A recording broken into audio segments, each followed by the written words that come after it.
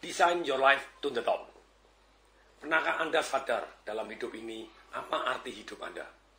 Untuk apa Anda hidup? Satu pertanyaan saya, silakan dijawab sekarang juga. Tuhan mentakdirkan kita hidup untuk, silakan dilanjutkan kata-kata ini. Satu pertanyaan ini pun seringkali dalam kehidupan kita tidak pernah memikirkan dengan baik. Kita tidak pernah mendesain hidup kita dengan benar, sehingga kita hidup hanya mengalir. Sungguh beruntung ketika kita mengalir ke tempat yang kita inginkan. Tapi bagaimana kita bisa mengalir ke tempat yang kita inginkan kalau kita tidak punya keinginan? Seringkali keinginan-keinginan kita juga hanya untuk jangka pendek. Kita tidak peduli jangka panjang. Karena memang kita tidak pernah mendesain hidup kita dalam jangka panjang. Banyak orang memilih pakaian, dia juga memilih makan. Makan apa ya hari ini? Pakai baju apa ya hari ini? Bahkan jauh lebih lama daripada memilih identitas hidupnya dia. Saya adalah. Betapa pentingnya identitas kita dalam mendesain hidup kita untuk menuju kejayaan kita. Kita tidak pernah bisa mengatur kondisi-kondisi di luar diri kita yang sudah terjadi. Ada banyak hal yang di luar kontrol yang terjadi di dalam alam semesta.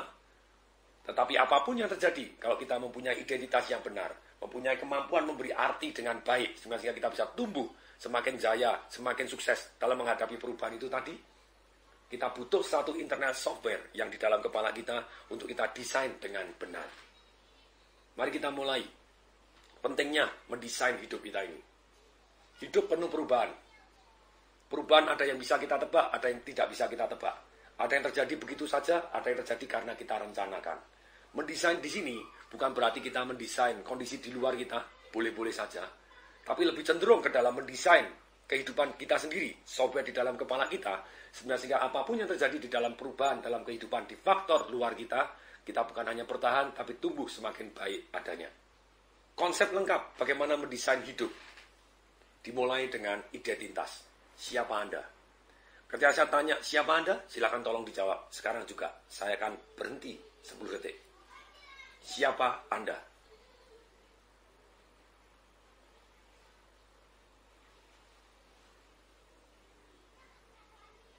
Ya, banyak sekali yang menjawab, saya adalah, sebutkan nama, kemudian kalau ditanya, misalnya Anda Joko, siapakah Anda Joko?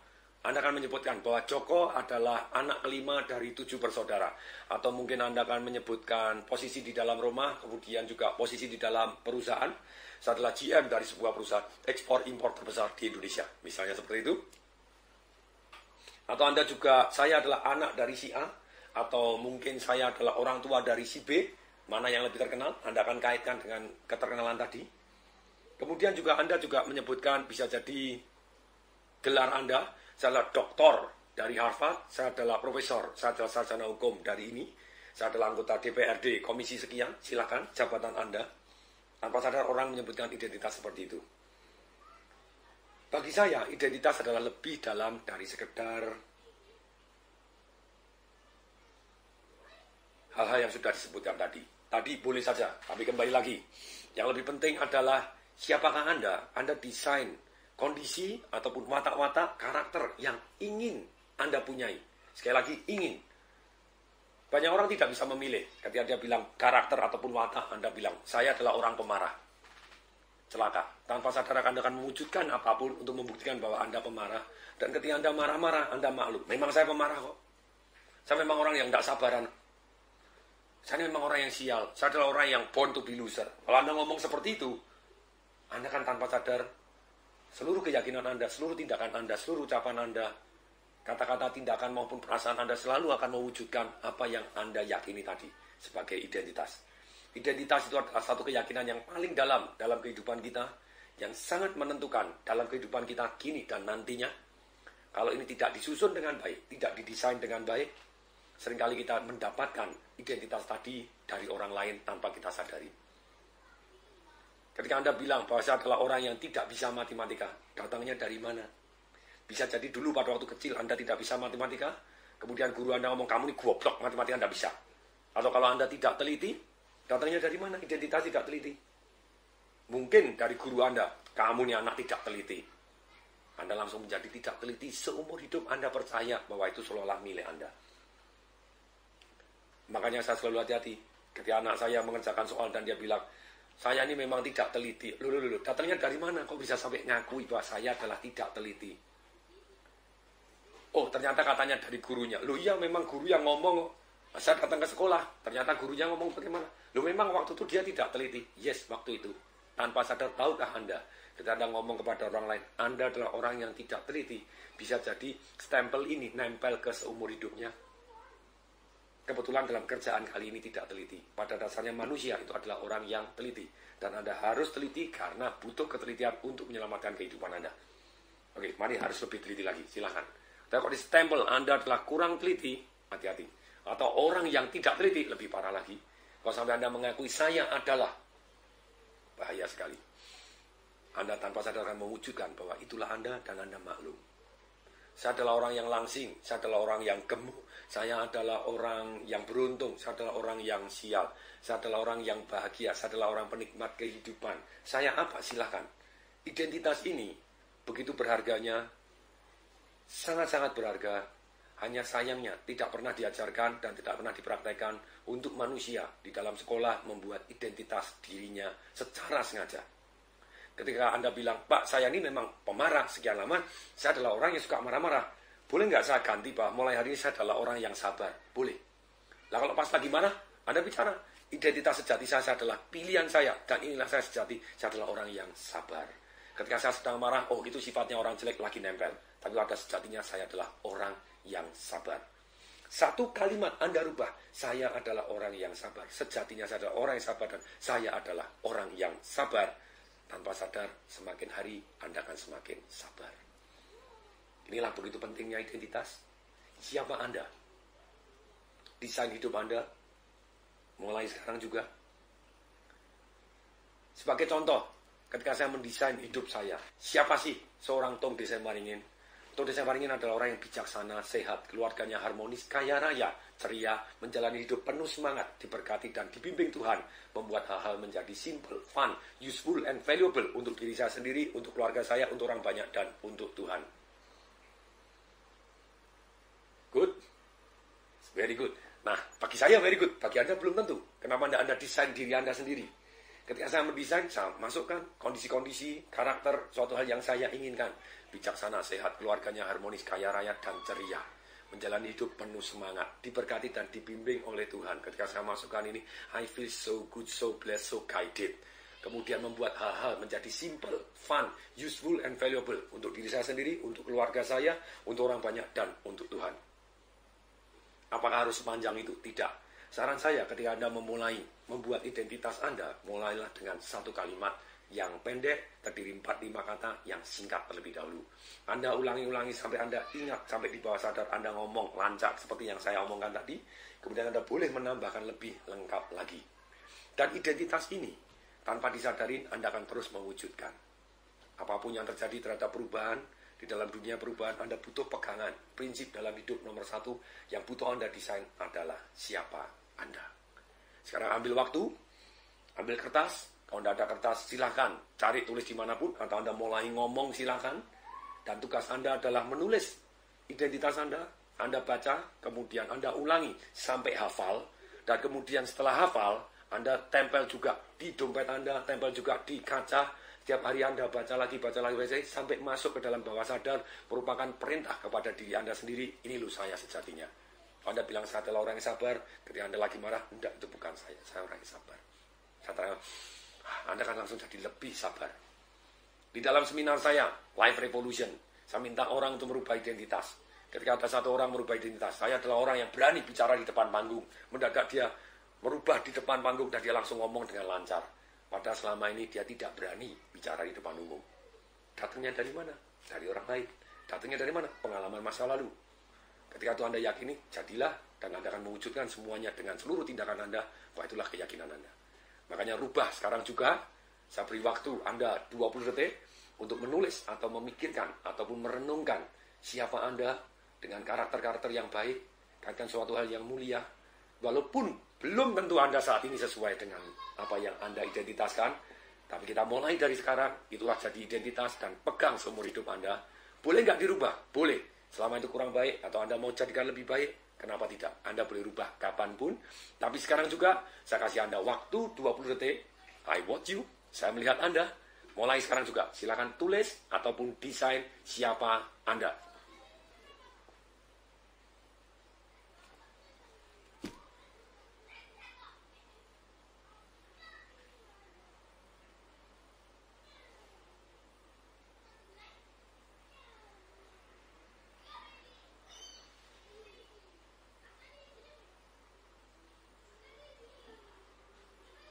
Oke, itulah mulai hari ini. Itulah awal, benar-benar inilah awal. Saya anggap sudah. Kalau belum, tolong hentikan tape ini. Anda mulai lagi. Sekarang berikutnya, ketika Anda mau mendesain hidup, apa arti hidup ini untuk Anda? Hati-hati Anda memberikan identitas terhadap hidup. Ketika Anda mengatakan bahwa hidup adalah perjuangan, hidup Anda akan penuh perjuangan. Benar-benar sangat-sangat hati-hati. Ketika kita bilang hidup adalah begitu indahnya, life is so beautiful, hidup Anda akan beautiful. Anda akan menemukan banyak keindahan. Apapun yang terjadi, Anda akan menemukan banyak keindahan. Terserah Anda yang menentukan. Hati-hati terhadap keyakinan-keyakinan, kalimat-kalimat, terhadap definisi-definisi. Kerja adalah. Ketika Anda bilang kerja ini adalah paksaan, kerja ini adalah kerja keras, kerja ini susah, cari duit susah. Ketika Anda punya identitas, cari uang adalah susah. Jadi susah sungguhan. Karena kita akan membuktikan bahwa keyakinan kita, loh bener kan, susah kan. Walaupun gampang pun, oh kalau cari duit gampang berarti hilangnya gampang. Ketika Anda punya identitas seperti itu, setelah identitas keyakinan diri, Anda punya identitas terhadap kata-kata di dalam kehidupan ini. Sebenarnya strategi dalam hidup. Kalau Anda ingin mempunyai strategi yang lebih baik mencapai apapun yang Anda impikan, sudah pasti Anda harus tahu impian Anda apa. Yang kedua, yang namanya strategi itu adalah definisi. Tergantung Anda memberi definisi. Kalau Anda salah memberi definisi, Anda akan susah mencarinya. Misalnya, saya ngomong, kalau Anda mau mendesain hidup, Anda pengen punya uang banyak. Saya tanya, uang adalah? Ketika Anda ngomong bahwa uang adalah akar dari segala kejahatan, celaka deh. Bagaimana Anda bisa mendapat uang banyak kalau Anda punya definisi uang akar dari segala kejahatan? Sebentar Pak, tunggu sebentar. Di kitab suci ngomongnya begitu loh. Oh ya, ayatnya sebelah mana? Tolong dibuka. Di kitab suci bunyinya, cinta akan uang adalah akar dari segala kejahatan. Itu pun dibahas oleh Paul Zane Pilzer dalam bukunya God Want You to Be Rich. Dia membahas satu ayat bahwa benar-benar Tuhan menginginkan Anda jadi kaya. Padahal dia ayatnya adalah lebih susah onta masuk lubang jarum daripada orang kaya masuk surga. Lah, apakah orang miskin jadi lebih mudah? Juga tidak. Di situ dibahas begitu banyaknya ayat. Saran saya cari bukunya, sudah ada terjemahan dalam bahasa Indonesia. Ternyata Tuhan menginginkan kita menjadi kaya raya. Dia membahas satu ayat tadi begitu lengkapnya, yaitu kaya dengan membuat nilai tambah dan banyak pada orang lain. Nah, sekali lagi, untuk desain-desain dalam kehidupan kita, hati-hati terhadap segala macam definisi yang Anda berikan dalam kehidupan. Hidup adalah, uang adalah, wanita adalah, laki-laki adalah. Apa identitas yang Anda berikan? Itulah strategi Anda dalam mencapai apa yang Anda inginkan. Kemudian, setelah Anda memberikan identitas siapa saya, kemudian juga identitas dari definisi-definisi dalam kehidupan. Kerja adalah, uang adalah. Kalau bagi saya pribadi, uang adalah ide, hanya sekedar ide. Jadi kalau saya ingin dapat uang banyak, saya tinggal idenya banyak, dapat uang banyak. Enak sekali. Saya juga punya definisi, uang adalah alat tukar nilai tambah. Kalau saya kepengen banyak uang, saya buat nilai tambah yang begitu banyaknya dibanding produk dan jasa orang lain. Kemudian saya kasih faktor kali, sehingga nilai tambah saya bisa saya tukarkan ke sebanyak mungkin orang.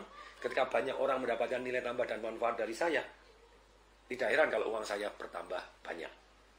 Nah inilah, dengan definisi ini kita bisa mencari dengan lebih tepat. Kita mendesain kehidupan kita dengan lebih baik. Kemudian berikutnya, apa misi hidup Anda? Apa pentingnya misi hidup? Purpose of life. Tuhan mentakdirkan kita ada di bumi untuk apa sih? Sebagai contoh, misalnya guru. Guru ditanya, Pak sedang kerja apa? Pak Anda sedang apa? Jawabannya, ngajar. Udah bayarannya kecil, muridnya nakal. Ditanya lagi. Ketika jawabannya seperti ini, dijamin ngajarnya dia tidak bahagia dan ngajarnya juga jelek. Tapi ketika orang mempunyai misi, Misi adalah sesuatu hal yang lebih mulia dari hanya sekedar mencari uang saja. Guru tadi, Pak, Anda sedang apa? Ada satu guru yang lain, ngajar dia semangat, ditanya, Pak, Anda sedang apa? Jawabannya sederhana dia. Oh, saya sedang mendidik calon pemimpin bangsa.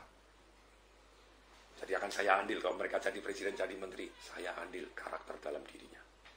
Wow, pertanyaan saya, mana yang mengajar lebih baik, dengan lebih tulus dan lebih semangat, lebih bahagia? Yang pertama atau yang kedua? Yang kedua, tentu saja. Demikian juga, misi hidup ini perlu kita desain untuk mencapai kehidupan kita yang jauh lebih baik. Menjadi pegangan kita dalam menghadapi segala macam perubahan.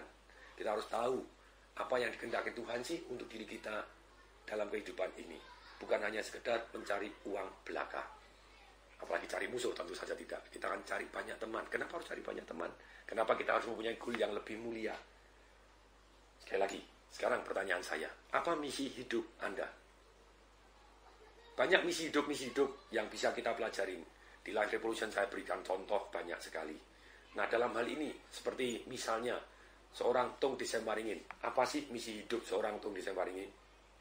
Misi hidup saya adalah menikmati. Sekali lagi nomor satu adalah menikmati. Dan mengembangkan. Yang kedua adalah mengembangkan karunia Tuhan. Dengan cara membuat tantangan-tantangan dalam hidup ini menjadi simple, fun, useful, and valuable. Untuk diri saya sendiri, untuk keluarga saya, untuk orang banyak, dan untuk Tuhan. Jadi saya menikmati. Akibatnya di dalam segala macam kehidupan ini, saya nikmati. Saya tahu ada yang pahit juga di dalam hidup ini. Tapi percaya tidak, di dalam setiap pahit selalu ada nikmatnya juga. Nah, ketika saya mencari apa yang bisa saya nikmati dalam kehidupan ini, apa yang saya bisa kembangkan dengan cara membuat lebih simpel lagi. Saya percaya bahwa dalam hidup ini selalu akan ada pelajaran. Itu hukum alam. Manusia dikasih badan dan dikasih pelajaran. Pelajaran selalu akan diulangi sebelum manusia belajar. Dan pelajaran ini akan selalu didapatkan sampai manusia meninggal nantinya. Dengan demikian, ketika saya tahu bahwa dalam hidup ini ada penuh pelajaran, ya saya nikmatin pelajaran apapun. Sesuatu hal yang tidak bisa saya rubah, kemampuan saya untuk memberi arti, ini akan menentukan kualitas hidup Anda. Kalau Anda benar-benar mau mendesain hidup Anda, setelah Anda punya identitas diri, kemudian yang kedua, identitas tentang hal-hal yang terjadi dalam kehidupan Anda. Hidup adalah, uang adalah, segala macam kerja adalah, bisnis adalah. Kemudian Anda kasih definisi yang baik, yang positif, yang membuat Anda mau take action menuju ke arah sana dengan cara yang nikmat dan baik adanya. Sebenarnya Anda punya strategi untuk mencapainya. Kemudian berikutnya, Anda punya misi hidup. Misi hidup yang penting sekali, yaitu yang lebih mulia dibanding kehidupan Anda sehari-hari. Apa misi hidup Anda? Ini adalah PR Anda. Kemudian, yang keempat, yaitu adalah satu yang namanya ilmu memberi arti. Dalam hidup ada 3 area. Satu adalah area di luar kontrol kita. Apa itu yang termasuk area di luar kontrol kita? Yaitu sesuatu hal yang sudah terjadi. Suatu hal yang sudah terjadi tidak ada obatnya. Itu di luar kontrol. Kemudian, yang di masa depan, itu adalah termasuk area masih bisa kita pengaruhin. Belum tentu bisa kita kontrol, tapi masih bisa kita pengaruhi. Kemudian ada juga area yang di dalam kontrol kita. Apa? Sebenarnya pilihan, yaitu saat ini saya mau pilih, mau berpikir apa, mau merasakan apa, melakukan tindakan apa. Selama masih dalam kondisi normal, sebetulnya itu masih pilihan. What we think, what we feel, what we act, itu adalah pilihan kita. Sikap kita, attitude kita, juga pilihan kita. Kita bisa milih belajar kepada siapa, secara umum, kecuali Anda di penjara, Anda tidak bisa milih belajar kepada siapa. Kemudian mungkin Anda tidak bisa melakukan tindakan apa kalau Anda secara fisikal ditahan. Tapi dalam hal ini, secara umum, secara normal, itu merupakan pilihan. Kita bisa memilih teman, itu masih kita di dalam kontrol kita. Kemudian kita juga bisa memilih hal-hal apa yang penting dalam hidup ini yang harus kita pelajari. Itu kita bisa pilih. Nah, kenapa kita harus membedakan 3 area ini? Kalau kita kepingin hidup kita berkualitas, kita harus mendesain hidup kita. Apapun yang terjadi, sekali lagi. Apapun yang terjadi dalam kehidupan kita, seringkali di luar kontrol kita, dan tidak bisa kita mengaruhi. Area di luar kontrol dan area di luar pengaruh kita. Ternyata bisa kita beri arti untuk membuat kita di kemudian hari menjadi lebih baik. Kalau Anda tidak punya ilmu memberi arti ini, Anda tidak mendesain software Anda untuk mengantisipasi apapun yang terjadi, karena sekali lagi, sometimes apapun yang terjadi di luar kontrol kita. Misalnya, saya semaksimal mungkin memberikan yang terbaik untuk kehidupan, ada orang yang tetap berprasangka negatif, atau melihat sudut negatifnya, yang pasti selalu ada. Itu haknya dia di luar kontrol saya. Tapi mungkin 99,9% merasa dapat positif. ya itu masih berarti dalam area dalam pengaruh. Tapi kembali lagi, kalau kita punya ilmu memberi arti, apapun yang terjadi, selama Anda masih hidup dan baik adanya, Anda bisa kemudian hari menjadi lebih kuat, lebih sukses, lebih kaya, lebih bahagia, lebih berat badannya, ideal anak Anda, lebih jadi keluarga Anda lebih harmonis, lebih baik adanya. Caranya bagaimana memberi arti ini? Ilmu memberi arti, software di kepala kita. Misalnya ada kejadian, orang tua Anda meninggal dunia, Anda belum sempat berbakti, atau Anda sudah janji apa terhadap orang tua Anda. Anda boleh memberi arti bahwa itu penyesalan seumur hidup, dan Anda setiap ingat orang tua Anda nangis merasa berdosa. Atau Anda juga boleh memberi arti, saya tahu bahwa papa di sana atau mama di sana pasti inginkan saya jauh lebih baik kepada yang masih hidup. Kalau dua-duanya sudah meninggal, mungkin Anda, ini pelajaran untuk saya yang membuat saya besok jadi lebih baik. Yaitu apa? Kalau saya sayang sama orang, ya akan saya wujudkan pada waktu dia masih hidup. Mungkin saya masih punya mertua. Kalau mertua sudah tidak ada, mungkin suami kita, mungkin istri kita, mungkin anak-anak kita. Karena itu pelajarannya bahwa sewaktu-waktu orang bisa diambil oleh Tuhan tanpa menunggu apapun. Nah, apapun yang terjadi dalam kehidupan ini tidak ada artinya. Hanya ada artinya sampai kita yang memberi arti. Saya beri contoh benar-benar bahwa misalnya ada orang ditabok, sama-sama dua orang ditabok. Anda memberi arti apa? Ada satu dalam situasi yang sama, ini kurang ajar, saya dihina, berarti harus saya lawan. Anda pukulin orangnya. Ada juga Anda yang memberi arti, orangnya sayang kepada saya.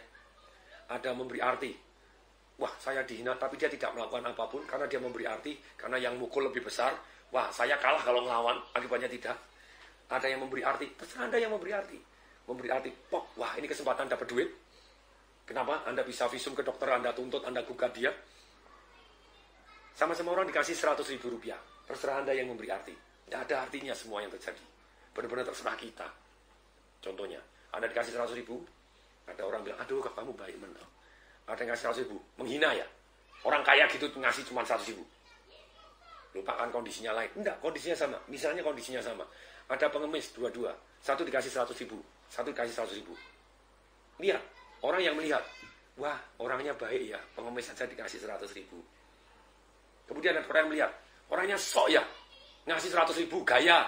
Jadi dia sok kaya, ngasih pengemis 100.000. Ada orang yang ngasih 100.000 juga, ada satu orang memandang gimana? Itu tidak mendidik.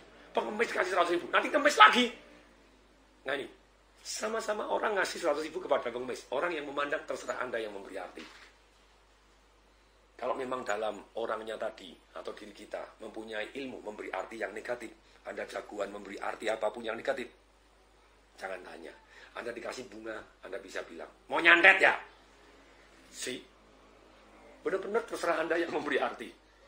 Ketika Anda memang hobi atau jago memberi arti yang positif, ketika Anda dikasih tahi, Anda bisa ngomong, kok pas ya, Anda kok baik, benar saya lagi pas butuh pupuk, Anda ngasih saya pupuk. Terserah Anda yang memberi arti. Benar-benar. Nah sekarang, ilmu memberi arti yang membuat mendesain hidup Anda jadi lebih berkualitas. Itu adalah, ada 3 cara untuk memberi arti dalam kehidupan Anda. Yaitu apapun yang terjadi, Anda tanya. Ini otak kita berpikir salah satunya dengan cara bertanya. Tanyalah kepada diri sendiri ketika suatu hal yang tidak bisa kita rubah terjadi.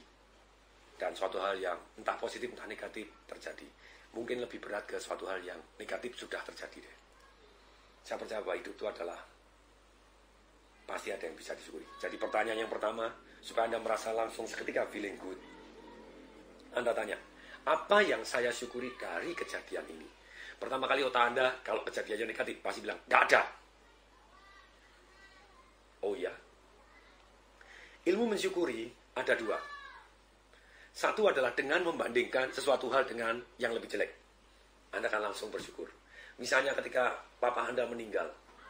Tidak ada yang saya syukuri, saya belum sempat berbakti. Tidak ada yang saya syukuri. Oh iya, bandingkan dengan orang yang sejak lahir tidak punya papa. Ada yang Anda syukuri? Anda beruntung masih punya papa sekian tahun. Nah kalau sudah lahir, dari ceprot lahir, selalu ada yang bisa disyukuri. Anda tahu. Selalu ada yang disyukuri kalau Anda bisa membandingkan dengan yang lebih jelek dibanding Anda. Dan selalu ada. Apapun yang terjadi negatif, saya tahu bahwa di dunia ini ada 6, sekian miliar orang yang mau berganti posisi dengan Anda. kejadian apapun, seburuk apapun Anda. Karena Anda yakin pasti ada yang lebih buruk dibanding Anda. Kemudian yang kedua, bagaimana cara kita mensyukuri sesuatu hal yang sudah terjadi? Ilmu memberi arti ini yaitu dengan cara Anda menggunakan kata-kata saya setelah ini. Saya tahu kejadiannya memang tidak baik. Tapi saya yakin bahwa Tuhan menginginkan saya menjadi lebih baik, lebih kuat, lebih hebat, lebih harmonis, lebih langsing, lebih kaya, lebih sukses, lebih bahagia, lebih apapun karena kejadian ini.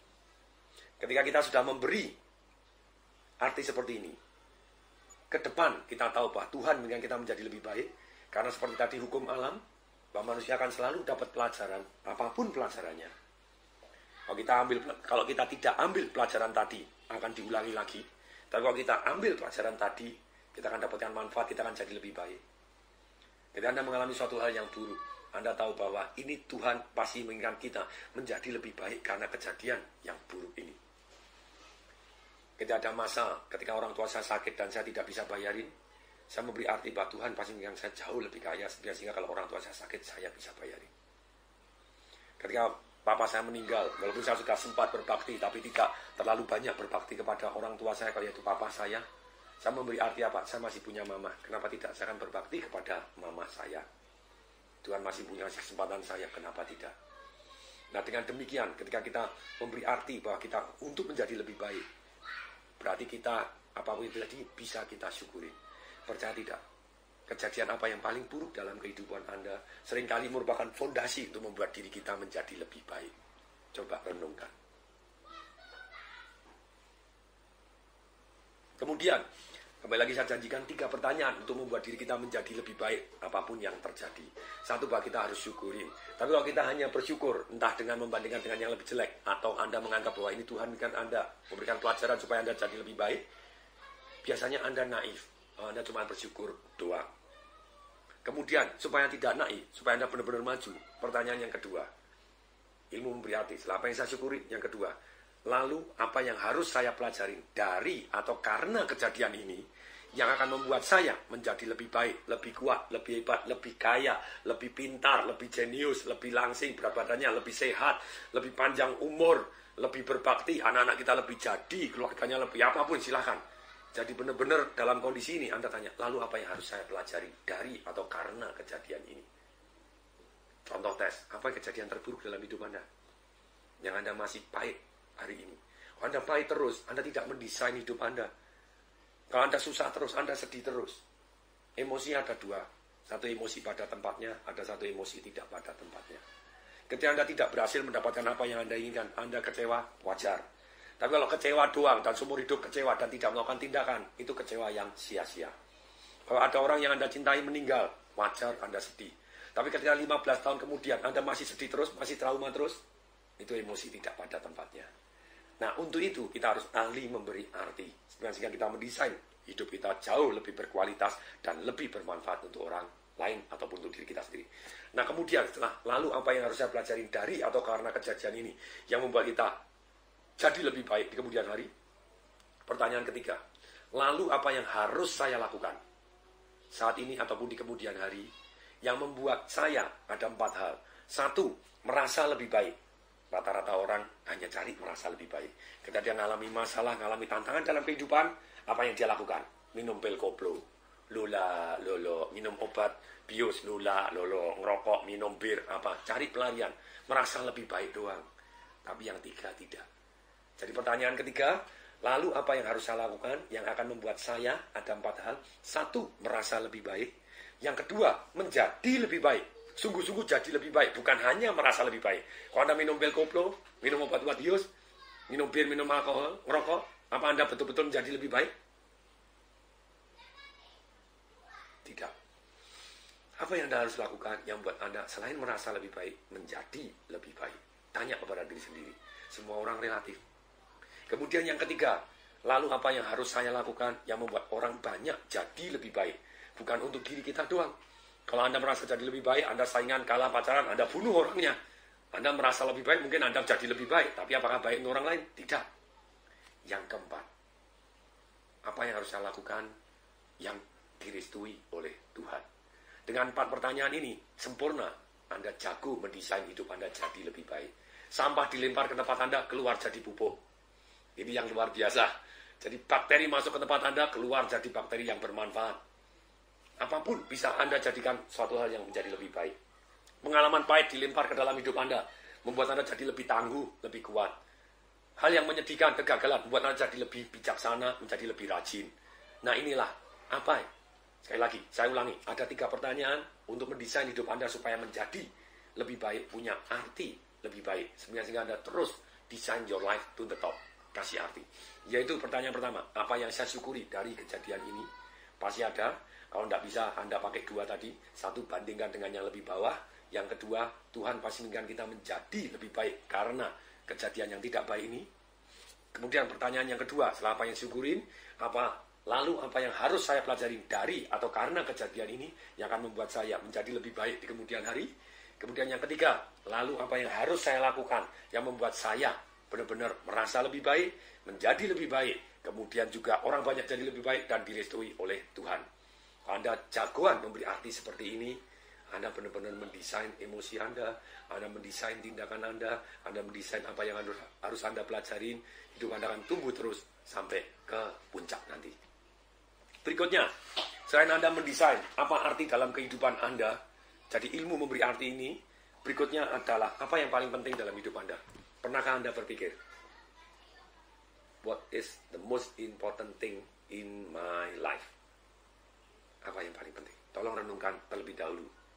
10 detik.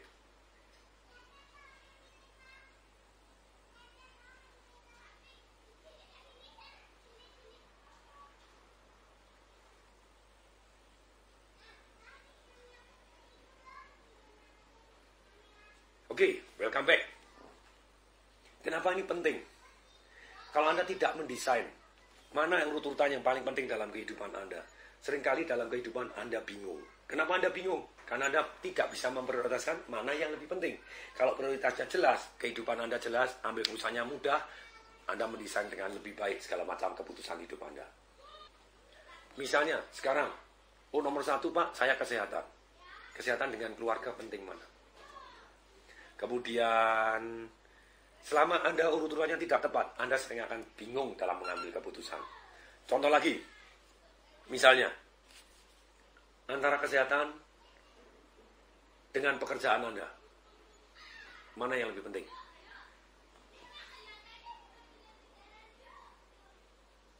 Antara kehidupan Anda dengan kehidupannya orang banyak. Kalau Anda di dalam kehidupan sering bingung, karena Anda belum jelas urut-urutannya.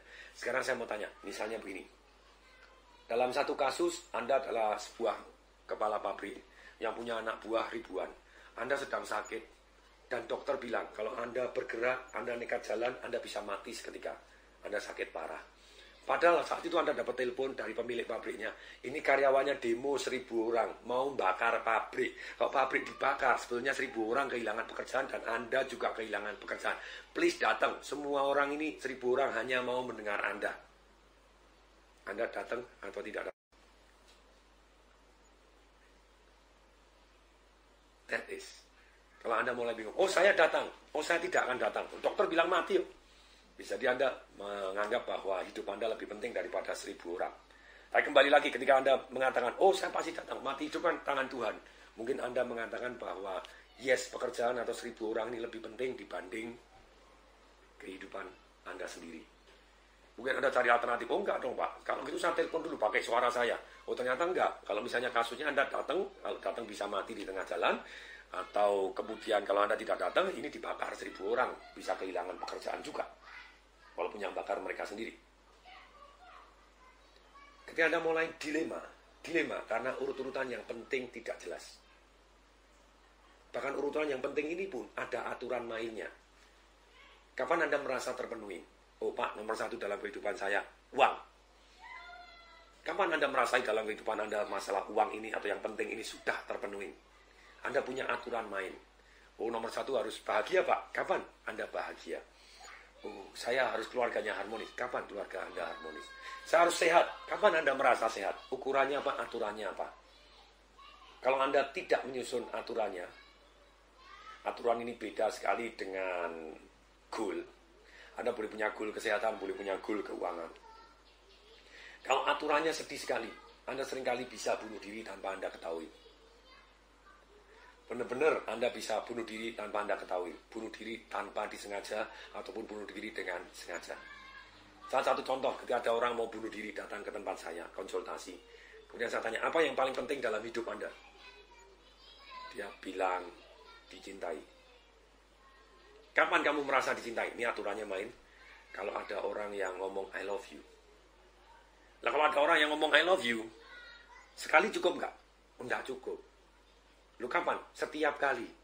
Pakai telepon cukup nggak? Enggak, harus ada orangnya. Lihat, aturannya begitu sulitnya untuk dia merasa bahagia. Apa yang paling penting dalam hidupnya tidak terpenuhi. Dia akan hidupnya penuh kesengsaraan. Ini ada rahasianya. Kalau kita mau mendesain hidup kita, saya pernah ditanya oleh Ibu Desi Anwar di Metro TV. Pada waktu itu siaran, kemudian ditanya, apakah Pak Tung sudah merasa kaya? Jawaban saya, absolutely. Kalau ukurannya 1 sampai 10, 10 adalah kaya raya, saya 18. Ibu Desi Anwarnya, what? Kaget, wow, kaya sekali. Karena kaya adalah relatif. Ada orang punya 100 miliar belum merasa kaya. Ada orang ngantongin duit 10.000. Itu duit satu-satunya. Dia sudah merasa super kaya. Kaya adalah relatif. Itu aturan main di dalam hati kita untuk merasa kaya atau tidak merasa kaya. Satu-satunya kata gagal ketika Anda sudah mencapai sesuatu yang Anda inginkan dan Anda tidak bisa nikmati, sebetulnya Anda gagal. Walaupun dalam hidup saya tidak ada kata gagal. Yang adanya sukses atau belajar. Berarti dia harus belajar manage emosinya dia. Belajar manage memberi arti. Dia harus belajar manage membuat aturan-aturan. Demikian sehingga dia bisa merasa bahagia. Kapan Anda merasa bahagia? Apa yang paling penting dalam hidup Anda supaya terpenuhi, supaya Anda bahagia? Anda benar-benar mau mendesain hidup. Bahagia beda dengan pencapaian. Pencapaian itu adalah goal. Bahagia itu adalah aturan main di dalam hati Anda. Yang paling penting dalam hidup Anda apa? Buat aturan semudah mungkin. Sehingga Anda merasa jauh lebih bahagia. Dan ada yang menarik. Ada satu buku yang judulnya Your Brain and Your Money. Ditanya, apakah uang bisa membeli kebahagiaan? Sometimes yes, sometimes not. Tapi pertanyaan begini, apakah kebahagiaan bisa membeli uang? Jawabannya iya. Jawabannya iya. Jawabannya iya. Ternyata pada waktu diteliti tahun 1976, ada orang-orang lulus universitas, ditanya ukuran kebahagiaannya dia. Tidak peduli kondisinya seperti apa. Kemudian disurvei di tahun 1996, 20 tahun kemudian. Ternyata orang-orang yang bahagia ini jauh lebih kaya dibanding orang yang tidak bahagia, apapun kondisinya. Kemudian disurvei lagi di 3 perusahaan di Amerika, ada 300 karyawan baru, dicek awalnya income-nya berapa, gajinya berapa, kemudian diukur level kebahagiaannya. Disuruh ngaku, Anda 1 sampai 10, 10 sangat bahagia, 1 tidak bahagia, ukurannya berapa? Yang top 8, 9, 10, 18 bulan kemudian, setelah diukur keuangannya, ternyata orang-orang yang level 8, 9, 10 kebahagiaannya itu jauh lebih besar gajinya atau income-nya dibanding yang level-level tidak bahagia. Walaupun start dengan gaji yang sama. Hanya dalam waktu 18 bulan berubah bumi dan langit. Ini salah satu pentingnya. Bagaimana Anda punya nilai-nilai yang Anda akui bahwa itu penting. Dan buat aturan main sehingga semudah mungkin Anda mencapainya. Dalam hati perasaan. Kalau goal, Anda boleh. Saya kaya kalau saya punya 5 miliar rupiah, punya 10 miliar rupiah, 100 miliar rupiah. Terserah Anda. Tapi dalam kebahagiaan, kapan Anda merasa kaya? Ini penting. Buat aturan semudah mungkin. Dulu, saya merasa kaya, saya kejar. Saya anggap bahwa aturan main dalam kehidupan ini persis seperti goal. Saya merasa bahagia kalau saya merasa kaya, kalau duit penting, kaya itu penting. Ya, kalau saya kaya itu, kalau saya punya income 20 juta sebulan. Ketika Anda sampai 20 juta sebulan, Anda merasa kaya. Masih kurang. Oh, kalau 50 juta mestinya lebih bahagia. Setelah Anda sampai 50 juta, merasa bahagia? Enggak. Selalu ada next standar yang Anda merasa, wah beliin rumah orang tua belum bisa nih. Wah orang tua mau gini belum bisa nih. Mau charter pesawat belum bisa nih. Mau kemana-mana naik heli belum bisa nih. See? Mau beli Lamborghini belum bisa nih. See? So many steps untuk Anda merasa jauh lebih kaya. Makanya banyak orang punya 100 miliar dan tidak merasa kaya. Why? Karena dia punya aturan yang membuat dia sulit merasa jadi kaya. Saya punya teman bilang, kalau sekarang punya ratusan miliar itu ya untuk apa? Kan tidak bisa untuk apa-apa. Bayangin begitu ya. Itu satu teman saya, anak pabrik batik top sekali. Dia merasa 100 miliar itu tidak ada artinya. Relatif. Anda ada tukang yang baru angkot, segala macam angkot, kuli, tidak makan berapa hari, dapat duit 10.000, terus kemudian dia beli makan, merasa, oh so good, I feel good. Karena sekian hari tidak bisa makan, dapat 10.000, Anda merasa kaya. Tergantung relativitasnya. Goal boleh, saya punya 100 miliar, 200 miliar, 300 miliar, 1 triliun, 2 triliun, terserah Anda. Tapi aturan dalam hati Anda, apa yang Anda anggap penting ini, setelah jelas urut-urutannya, buat aturan semudah mungkin sampai Anda terpenuhi. Saya beri contoh. Kapan Tong Desain Maringin merasa kaya? Anytime, saya buat anytime. Kapanpun saya bisa bersyukur, saya merasa kaya. Kapanpun saya bisa memberi sesuatu hal kepada orang di luar dugaan. Makanya kadang saya naik mobil, zaman dulu masih pakai Panther Miyabi, penyok ungu warnanya. Penyok segala arah gitu, kadang hujan, wipernya mati jadi harus gini-gini, jadi basah kuyup juga gitu. Saya di tol, kadang waktu itu Tangerang ke Kebonjeruk Tangerang itu Rp2.000.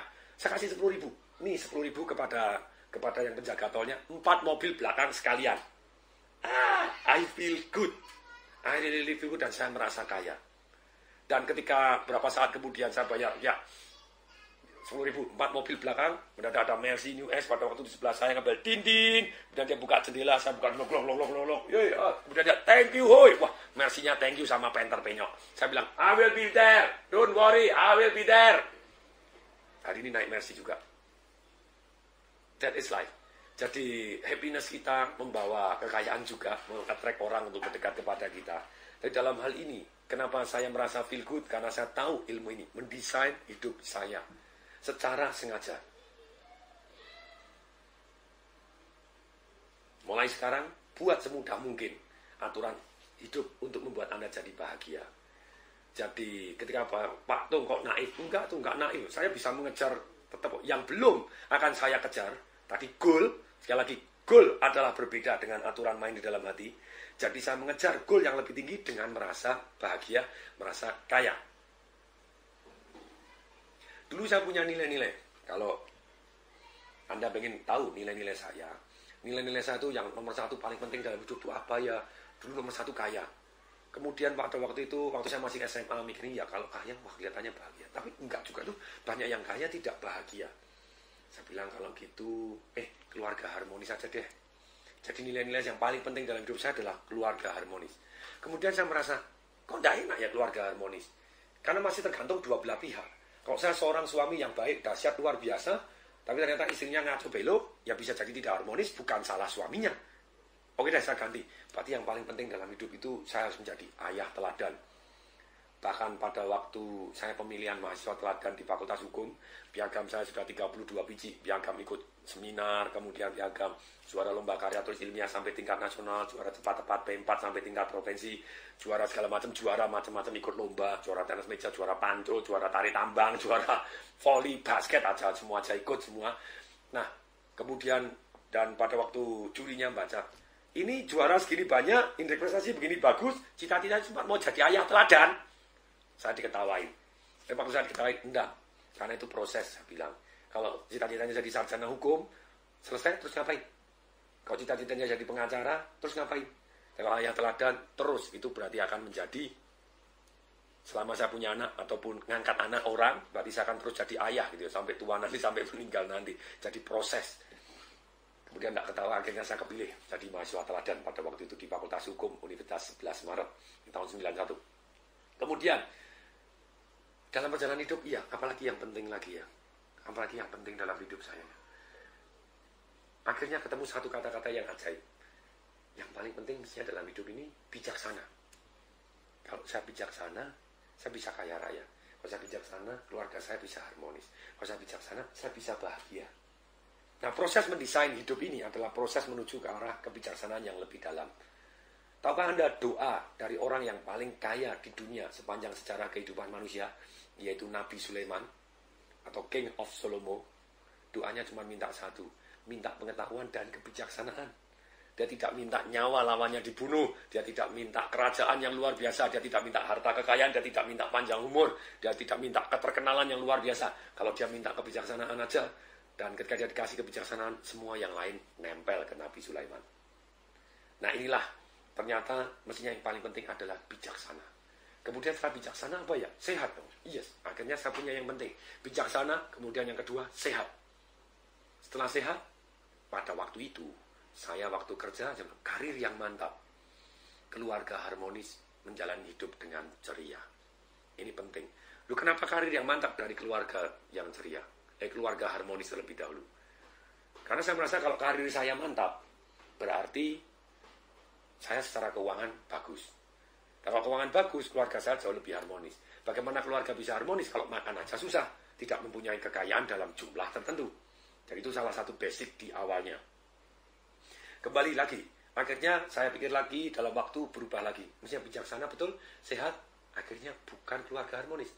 Rubah aja deh sekalian, kaya raya. Baru keluarga harmonis. Yang kelima, menjalani hidup dengan ceria. Ketika saya merubah nilai-nilai yang paling penting dalam hidup saya harus kaya raya, buku saya berubah.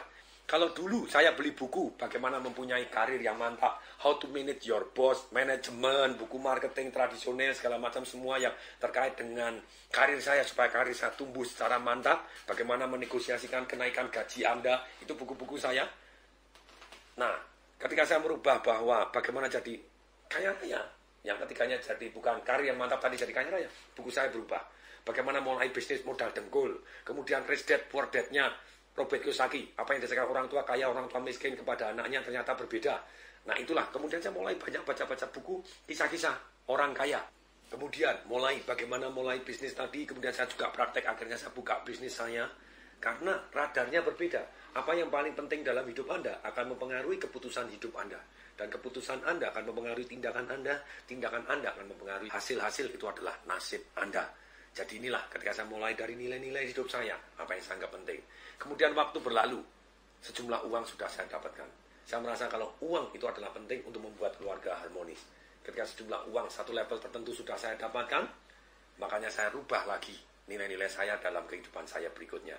Yaitu kehidupan saya saat ini, nilai-nilai saya adalah nomor satu tetap bijaksana, yang kedua sehat, keluarganya harmonis, yang ketiga, kemudian yang keempat kaya raya, kelima menjalani hidup dengan penuh keceriaan.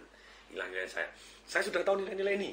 Waktu saya ikut seminarnya Anthony Robbins, Dave Destiny, berkencan dengan takdir. Itu seminar yang luar biasa, saya sarankan Anda juga hadir. Kemudian dalam hal kesempatan ini, saya diminta untuk membuat aturan. Kapan saya merasa bijaksana? Setulus hati saya tidak pernah merasa bijaksana.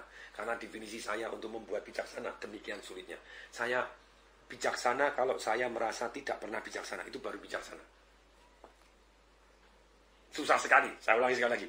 Saya bijaksana kalau saya merasa tidak bijaksana. Itu baru bijaksana. Lah kapan bijaksananya? Kalau saya merasa bijaksana berarti saya tidak mau belajar katanya begitu. Jadi saya tidak akan bijaksana lagi. Nah, untuk itu saya rubah semudah mungkin. Ketika saya tahu bahwa aturan itu membuat saya lebih damai, lebih tenang, saya rubah. Kapan saya merasa bijaksana? Anytime. Kapanpun saya bisa belajar. Dalam satu situasi apapun, saya bisa menarik pelajaran. Saya bisa baca buku, saya merasa bijaksana. Berarti mudah sekali toh. Kok lagi merasa tidak bijaksana, kok ini kok kutusannya kok tidak bijaksana. Oke, saya pelajari. Apa yang saya pelajari dari kejadian tadi? Wih, langsung merasa bijaksana. Feel good. Ketika saya baca buku, saya merasa bijaksana. Saya dapat pelajaran apa? Ketika saya ngajar sesuatu hal yang bermanfaat untuk orang lain, saya merasa bijaksana. Ketika ada testimoni dari seluruh peserta seminar saya, yang baca buku saya, yang mendengarkan talk show di radio saya, yang melihat DVD ini misalnya, mendapatkan testimoni begitu banyaknya. Berarti apa yang saya ajarkan bermanfaat ya. Bijaksana juga ini Bang Desa Baringin. I feel good. Jadi begitu mudahnya untuk membuat saya bijaksana. Kemudian sehat. Dulu saya punya ukuran, standar lemak harus di bawah 20. Nah, tepatnya 18. Kalau tidak 18 berarti kurang. 1 menit harus bisa push up 60 kali. Harus bisa sit up 60 kali. Kalau enggak merasa sehat. Harus bisa lari dengan kecepatan. Harus bisa lari sekian kilo. Semuanya ada detail lagi. Itu boleh. Itu goal. Sekali lagi. Itu adalah goal. Beda sekali dengan nilai-nilai.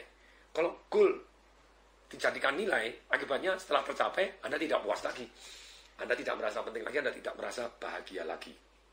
Jadi, sekarang sehat. Saya membuat semudah mungkin. Anytime, kapanpun, saya bisa ngomong dengan penuh semangat seperti ini, saya merasa sehat. Anytime, saya makan makanan yang sehat, saya merasa sehat. Anytime, saya masih bisa bernapas dan saya masih bisa menghilangkan rasa bersyukur, saya merasa saya sehat. Kemudian, berikutnya yang ketiga, keluarga harmonis. Ketika saya set keluarga harmonis, dulu ukurannya, standarnya kan harus bisa diukur.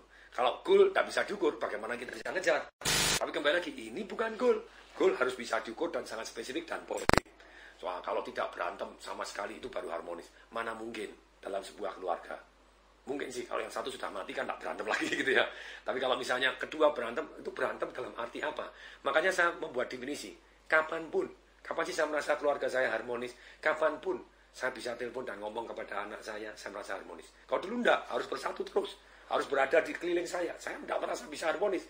Ketika saya jadi mana, saya merasa keluarga saya kurang harmonis, tidak rukun. Sekarang enggak, anytime saya bisa telepon, anytime saya bisa SMS, anytime saya bisa membayangkan, I say I love you. Anytime, nah ini, anytime, saya buat anytime. Kalau anytime kan berarti kapanpun, saya akan bisa merasa harmonis. I feel good, really good. Kemudian berikutnya, kaya raya. Kapan dulu saya merasa kaya? Dulu saya kaya kalau punya 20 juta. 20 juta sampai sebulan, kurang. Kalau 50 juta, kurang. 100 juta, kalau pasif income 100 juta. Pasif income 100 juta, kurang terus, selalu ada set new standar. Mendadak pengen beli hotel, mendadak setelah hotel pengen beli ini, beli itu. Nah, mendadak, wah ini berarti tambah lagi dong. Mendadak ukurannya tidak pernah selesai dan Anda tidak pernah merasa kaya. Di atas langit selalu ada langit yang baru. Nah, kapan saya merasa kalah? Ini yang ketika saya buat dengan lebih mudah. Kapanpun, anytime, kalau saya merasa bisa bersyukur, saya merasa kaya. Seperti tadi yang saya cerita. Kapanpun saya bisa memberikan sesuatu hal di luar dugaan kepada orang lain. Entah kepada orang miskin, ngasih 100 ribu kepada orang miskin, 10 ribu kepada orang miskin, atau ngasih bonus kepada orang berapapun, atau ceritanya ngasih bayarin tol tadi. Anytime saya bisa melakukan sesuatu hal yang di luar dugaan kepada orang lain, saya merasa sangat kaya. Begitu mudahnya. Ceria, kapan saya ceria? Saya ceria kalau begini-begini, enggak. Sekarang anytime saya bisa tanya apa? Tuhan, terima kasih Tuhan, I feel good. Bahkan saya punya 88 cara untuk membuat saya ceria tanpa biaya banyak. Berhenti melihat matahari terbit, tarik nafas udara pagi, melihat bunga, berhenti, miara ikan. Ikan saya punya akuarium, ikannya Rp1.800. Murah meriah dan membuat saya bahagia dan ceria. I feel good. Nah ini, bercocok tanam atau apapun, main dengan anak, terus kemudian berenang dengan anak. Kebetulan saya ada kolam renang, enak sih jadi berenang dengan anak. Kalau misalnya Anda tidak punya kolam renang, ya nama masalah, berenang di tempat kolam renang umum, silahkan, gitu ya. Karaoke, nyanyi, bersiul, nulis buku, memberi seminar, memberi talk show seperti ini. I feel good, saya merasa ceria. Inilah, jadi dibuat anytime, semudah mungkin. Hidup Anda akan luar biasa nyaman. Kemudian, ini pertanyaan berikutnya. Apa nilai-nilai yang Anda hindari? Banyak orang stres karena dalam hidupnya dia sengsara terus. Seperti monyet di San Diego ada 4. Bukan monyetnya yang 4, tempatnya 4 di satu kerangkeng, ada merah, kuning, hijau, biru. Terus kemudian yang merah disetrum, dia langsung menghindar, pindah ke tempat hijau atau yang kuning atau yang biru. Kemudian biru disetrum, merah sama biru disetrum, dia langsung menghindar. Dia cari yang hijau sama kuning aja. Kemudian yang hijau disetrum, dia hanya berdiam di yang kuning aja. Kemudian berikutnya semua disetrum, apa yang jadi? Dia gila, jebles itu, aduh, ada cangkan. Cenderung bunuh diri, melukai diri. Demikian juga, kenapa orang bunuh diri? Kenapa orang stres? Kenapa orang depresi? Ini salah, itu salah, ini salah, semua salah, ini salah, semuanya sengsara. Matilah wis. Dari mana itu sengsara? Anda yang memberi arti. Nilai-nilai Anda yang Anda anggap hindari, kena terus. Contoh orang yang mau bunuh diri tadi. Caranya, apa yang paling Anda hindari? Kesepian. Kapan Anda merasa kesepian? Aturan mainnya. Dia ngomong, kalau tidak ada orang mencintai saya, celaka deh, balik lagi. Kapan Anda merasa dicintai? Kalau ada orang ngomong I love you. Kapan? Sekali cukup, tidak cukup. Kapanpun dia harus ngomong I love you, terus saya celaka. Orang pacaran suruh I love you tiap hari di depannya dia, ya tidak mungkin. Aturannya membuat dia susah untuk menjadi bahagia. Nah, contohnya, ada satu orang pada waktu ikut seminarnya Antropin ditanya, siapa yang kebahagiaannya di bawah angka 2? Ada satu lagi, angkat tangan, rambutnya putih, pakai gelang emas, pakai jam Rolex emas, tidak pakai kacamata, tapi uang kosong-kosong. Dalam arti kalau orang bule itu, coklat-coklat itu berarti kaya. Pada waktu musim dingin berarti dia di tempat berjemur kan itu. Pakai celana pendek, wah rambutnya silver-silver, kulitnya, bulinya juga silver, wah keker sekarang, tapi wajahnya suram, enggak bagus. Walaupun tampaknya tampak kaya. Ditanya, kenapa? Ukuran kebahagiaan Anda berapa? Dia bilang, 1. Kenapa kok 1? Karena saya tidak berhasil mencapai income saya tahun lalu. Loh, goalmu berapa income-nya? Kapan kamu merasa bahagia? Saya bahagia kalau income saya 5 juta US. Nah terus income berapa? 4,8. 4,8 juta sama 5 juta US itu bedanya apa sih? Semua sama gitu ya. Anda naik Mercy tetap naik Mercy, naik first class tetap naik first class. Nggak ada bedanya. Tapi dia menggantungkan kebahagiaannya kalau 5 juta. Kalau nggak 5 juta tidak bahagia. Aduh susah menderita. Kapan Anda bahagia lagi? Dia bilang kalau saya sehat. Oh, apa Anda tidak sehat? Anda hari ini sakit? Enggak. Saya sehat itu saya punya definisi. Saya sehat kalau saya kadar lemaknya 14. Nah sekarang kamu berapa? Saya 15,2. Ayo, 15,2 sama 14 itu kalau laki-laki di bawah 22 sudah bagus sekali. 22 kadar lemaknya di bawah gitu ya. Di bawah 20 bagus. 15 super bagus. Dia sterek otot semua. Tapi dia merasa tidak sehat. Ketika ditanya, kapan lagi kamu merasa bahagia? Kalau keluarga saya harmonis. Nah sekarang apa? Gimana? Saya tidak bisa. Saya sibuk sekali kerja. Saya tidak pernah bisa ketemu sama keluarganya. Tapi istrimu baik-baik, baik-baik. Anakmu baik-baik, baik-baik. Kamu tidak bahagia? Tidak. Dia membuat definisi sulit setengah mati. Akibatnya dia tidak bahagia. Ada satu orang. Siapa yang angka bahagianya 10? Saya. Ada orang juga kelihatan kaya ceria. Tanya. Kok kamu bisa bahagia? Kapan kamu merasa bahagia? Every day when I wake up in the morning, I still above the ground. I'm happy. Setiap hari ketika saya bangun tidur masih di atas tanah. Bukan 1 meter di dalam tanah. Berarti saya gembira. Oh ya so good, saya happy. Definisinya so mudah. Apakah dia naif, dia miskin? Dia orang kaya juga. Nah sedangkan aturan yang ini, yang Anda hindari, alangkah baiknya dibuat sesulit mungkin sehingga Anda tidak mengalami. Contohnya begini, misalnya, apa sih yang seorang tung desain waringin hindari? Satu adalah perasaan tidak berdaya.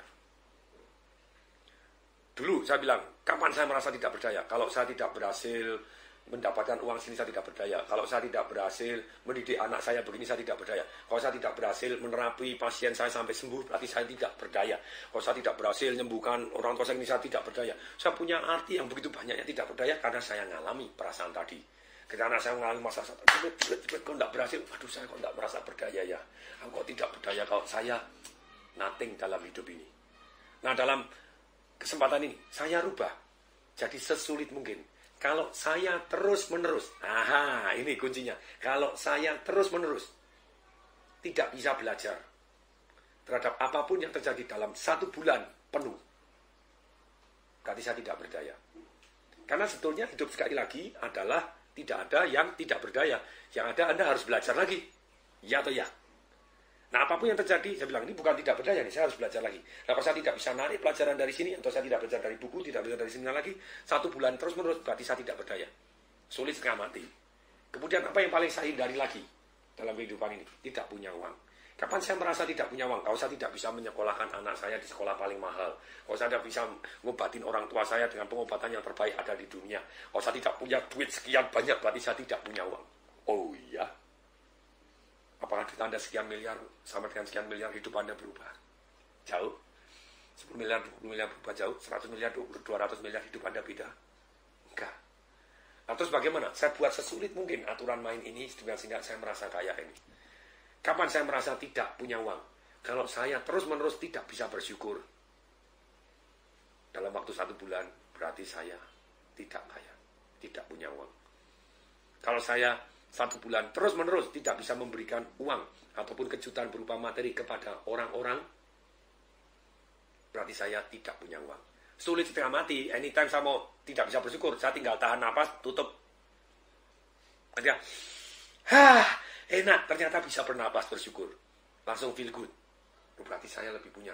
Kalau saya tidak bisa membandingkan dengan yang lebih rendah, berarti saya tidak bisa mencari orang yang lebih rendah dibanding saya secara keuangan selama 1 bulan berturut-turut, berarti saya memang tidak punya uang. Ya pasti bisa lah cari, Anda tinggal cari orang yang lebih miskin dari Anda, pasti bisa. Jadi dibuat sesulit mungkin, akibatnya saya feel good. Dan inilah nilai-nilai yang penting. Saya tahu ini penting. Kemudian berikutnya, ada lagi yang penting.